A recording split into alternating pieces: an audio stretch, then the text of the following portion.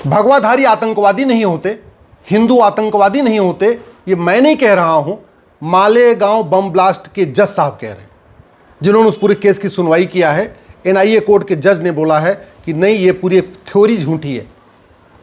पहले 12 लोगों को पकड़ा गया था मालेगांव बम ब्लास्ट केस में, 5 पहले बरी हो गए थे, 7 लोगों के खिलाफ केस चल रहा था। 18 साल के बाद फैसला आ गया है और एनआईए कोर्ट ने कहा है कि ये जो 7 लोग हैं ये भी निर्दोष हैं, इनके खिलाफ झूठे केस बनाए गए हैं। कौन 7 लोग? साध्वी प्रज्ञा ठाकुर, कर्नल पुरोहित, मेजर रमेश उपाध्याय, समीर कुलकर्णी, सुधाकर चतुर्वेदी, सुधाकर द्विवेदी, अजय राहीगर। अगर इनके ऊपर झूठा आरोप नहीं लगा होता तो आज कर्नल पुरोहित ब्रिगेडियर होते सेना में। अगर इनके ऊपर झूठा आरोप नहीं लगा होता तो आज major Ramesh Upadhyay lieutenant general की पोस्ट पे होते सेना में। लेकिन पूरा का पूरा उनका कैरियर तबाह कर दिया गया, पूरे देश दुनिया में उनकी बदनामी कराई गई। हमारे देश के सैनिक भी आतंकवाद फैलाते हैं, पूरी दुनिया में ये मैसेज दिया गया। हिंदू आतंकवादी होते हैं, पूरी दुनिया में ये मैसेज दिया गया। और जानते हैं क्यों किया गया? ये 2008 की घटना है, क्योंकि सितंबर में ये मालेगांव बम ब्लास्ट हुआ था और उसके 2 महीने के बाद नवंबर में कसाब ने आके पूरे मुंबई को हिलाया था।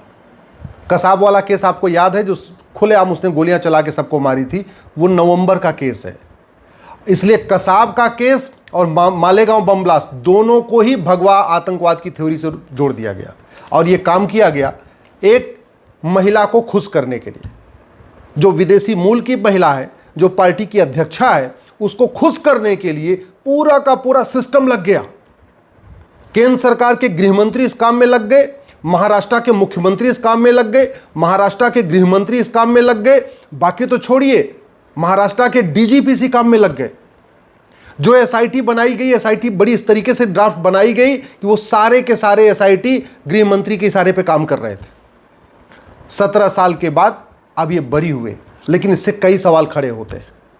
जब ये लोग निर्दोष थे तो 17 साल जेल में क्यों रहे? 17 साल आरोपित क्यों रहे? 17 साल इनकी थू क्यों हुई? पूरे देश दुनिया में इनकी बदनामी हुई। रिश्तेदार नातेदार भी समझने लग गए होंगे कि हाँ, ये ऐसा काम कर सकते। थ्योरी क्या दी गई कि साध्वी प्रज्ञा की जो बाइक है उससे तो बम उस पर बम बांधा गया और ले जाके वहाँ फोड़ा गया, और ऐसा बम फूटा कि एक गड्ढा तक नहीं हुआ। सोचिए, बम फूटा, लोग मर गए, घायल हो गए, और जहां बाइक खड़ी थी वहां 1 इंच भर गड्ढा नहीं हुआ। ये बात कोर्ट ने कही है। दूसरी थ्योरी क्या दी गई कि ये जो मेजर साहब हैं, कर्नल पुरोहित, इन्होंने कश्मीर से आरडीएक्स मंगाया था, आतंकवादियों के जरिए मंगाया था। कोई कनेक्शन नहीं, कोई फ़ोन पे बातचीत नहीं, कोई लिंक नहीं, कुछ भी नहीं हुआ। तीसरा आरोप क्या लगाया? अभिनव भारत ने फंडिंग किया था, एक कॉल डिटेल तक प्रूव नहीं कर पाए। चौथा क्या आरोप लगाया? संतों के साथ बैठक हुई, संतों ने मिल के काम प्लान किया, एक मीटिंग का भी एविडेंस नहीं दे पाए। और मैं तो कहता हूं, अगर इतना ही पक्का था, आपको लग रहा था भगवा आतंकवाद है, आपको लग रहा था हिंदू आतंकवादी है, तो जिन 12 लोगों को पकड़ा था उनका narco polygraph brain mapping test करके देख लेते, दूध का दूध पानी का पानी हो जाता। देश में अगर, भारत में अगर narco polygraph brain mapping test होता तो ये जो 7 लोग आज बरी हुए हैं 17 साल के बाद, ये 7 महीने में बरी हो जाते। इसलिए मैं बार बार कहता हूं, भारतीय साक्ष्य संहिता में नार्को पॉलीग्राफ ब्रेन मैपिंग कानून बनाना जरूरी है। किसी की सरकार आए, कोई सरकार आए, XYZ आए, नार्को पॉलीग्राफ ब्रेन मैपिंग का फायदा ये होगा, कोई दोषी बचेगा नहीं और कोई निर्दोष फंसेगा नहीं। जिस दिन भारत में झूठी शिकायत, झूठी जांच गंभीर अपराध हो जाएगी, झूठी जांच करने पे पुलिस वालों को 10 से 20 साल की सजा मिलने लग जाएगी, उसके बाद से न कोई साध्वी प्रज्ञा फंसेगी, न कोई कर्नल पुरोहित फंसेंगे, न मेजर उपाध्याय फंसेंगे, फिर कोई भी निर्दोष फंसेगा नहीं। आज की डेट में हालत यह है, सत्ता के इशारे पे, और सत्ता ये काम क्यों करती है? वोट बैंक के लिए। पूरी दुनिया में भारत को बदनाम करने के लिए, पूरी दुनिया में हमारी सेना के लोगों को, कर्नल और मेजर को बदनाम करने के लिए, पूरी दुनिया में भगवा थ्योरी गढ़ने के लिए, आतंक कि भगवाधारी आतंकवादी, इस थ्योरी के चक्कर में झूठी जांच पूरी बैठा दी गई और एसआईटी ने पूरा का पूरा झूठी जांच किया। क्यों? क्योंकि जो एटीएस वाले जांच कर रहे थे, चाहे वो उस समय के डीजीपी थे या कमिश्नर थे या जो भी कप्तान थे या थानेदार थे, उनको भी पता था झूठी जांच कर दो, कोई फर्क नहीं पड़ेगा। और क्यों? क्योंकि आज तक झूठी जांच करने पे किसी हवलदार, किसी थानेदार, किसी कप्तान, किसी डिप्टी एसपी, किसी एसीपी, किसी डीसीपी को कुछ सजा हुई नहीं है। इसलिए कहता हूं कानून बदलना पड़ेगा। जब तक कानून नहीं बदला जाएगा तब तक ऐसे लोग 10 साल 20 साल जेल में सड़ते रहेंगे और बाद में बरी हो जाएंगे, फिर लोग ताली बजाएंगे, अरे बरी हो गए। अरे बरी क्या हो गए, बरी तो वो निर्दोष थे। चर्चा तो इस बात पे होनी चाहिए कि एक निर्दोष साध्वी प्रज्ञा 17 साल तक वो इस आरोप में क्यों फंसी रही, 6 महीने के अंदर उनका आरोप क्यों नहीं खत्म हुआ, साल भर के अंदर उनका आरोप क्यों नहीं खत्म हुआ। चर्चा इस बात पे होनी चाहिए, ये सड़ी हुई न्यायिक व्यवस्था के कारण कर्नल पुरोहित और मेजर रमेश उपाध्याय 17 साल जो सेना में बड़े अधिकारी बन चुके होते, उनका पूरा कैरियर चौपट हो गया। रिश्तेदार, नातेदार, गांव, परिवार, जहां उनकी मान सम्मान था, सब खत्म हो गया उनका। चर्चा इस बात पे होनी चाहिए, सुधाकर चतुर्वेदी, सुधाकर द्विवेदी, अजय राहीगर, जिनका पूरा कैरियर चौपट हो गया, इस 17 साल की भरपाई कौन करेगा।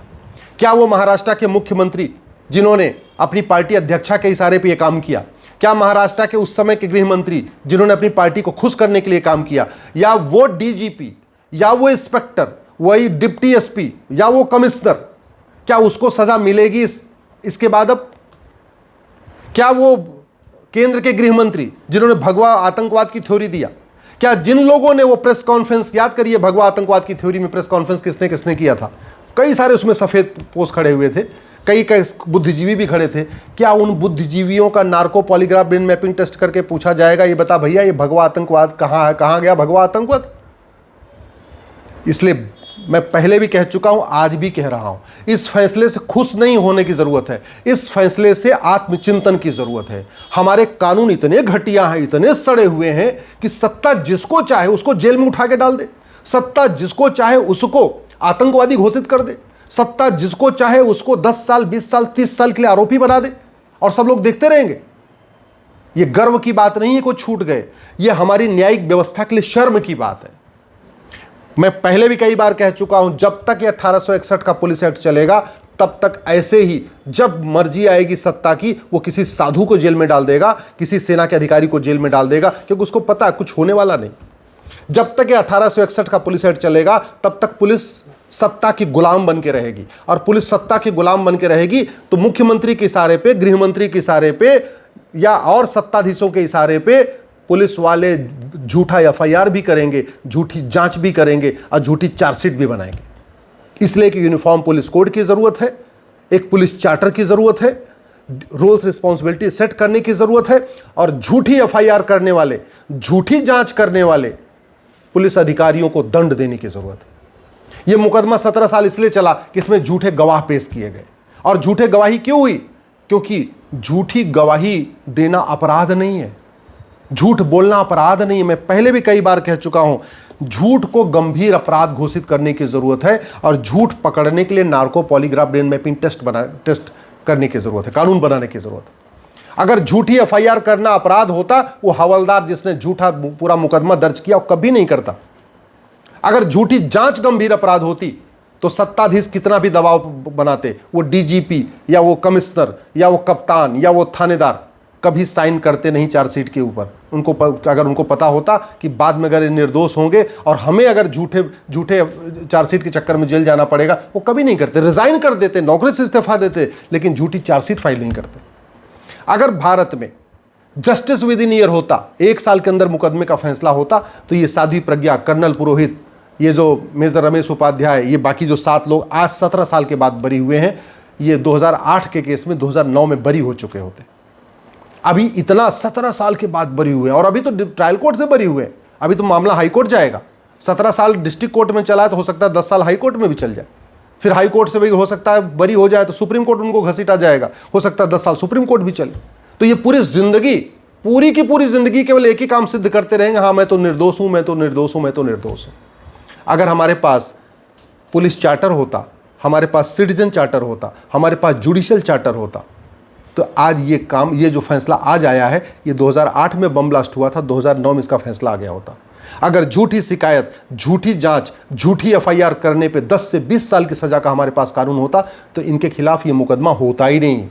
अगर झूठी गवाही करना गंभीर अपराध होता तो जो इतने सारे गवाह आए और बोल बोल के चले गए पुलिस के कहने पे, हाँ हाँ ये दोषी हैं दोषी हैं, कोई झूठी गवाही देने नहीं आता। झूठी गवाही इसलिए लोग करते हैं क्योंकि झूठी गवाही देने में कोई सज़ा नहीं मिलती, कानून कोई दंड नहीं है। ये मुकदमा इसलिए चला क्योंकि हमने सिटीजन चार्टर बनाया नहीं।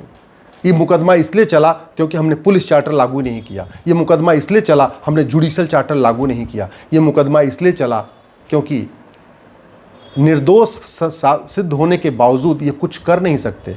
ना वो पार्टी की अध्यक्षा का कुछ कर सकते हैं, न ये उस समय के गृह मंत्री का कुछ कर सकते हैं, न उस समय के मुख्यमंत्री का कुछ कर सकते हैं, न उस समय के पुलिस कमिश्नर का ये कुछ कर सकते हैं, न उस समय के थानेदार हवलदार का कुछ कर सकते, कुछ नहीं कर सकते। बस बेचारे ये 17 साल के बाद इतना कर सकते हैं कि हाँ मैं तो बरी हो गया, अरे वो तो निर्दोष थे ही थे। इसलिए समय आ चुका है, पुलिस रिफॉर्म किया जाए, जुडिशियल रिफॉर्म किया जाए, झूठ को गंभीर अपराध घोषित किया जाए, नार्को पॉलीग्राफ ब्रेन मैपिंग कानून बनाया जाए और जस्टिस विद इन ईयर लागू किया जाए।